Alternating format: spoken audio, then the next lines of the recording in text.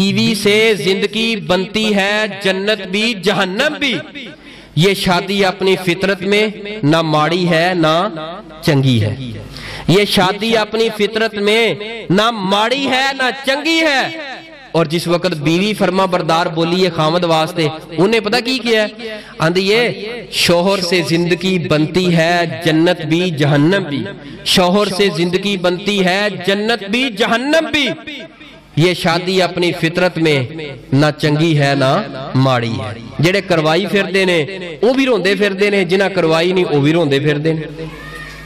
इनू चंगा खुद बनाना पएगा, ये माड़ी कोई नहीं, इनू चंगा खुद बनाना पएगा।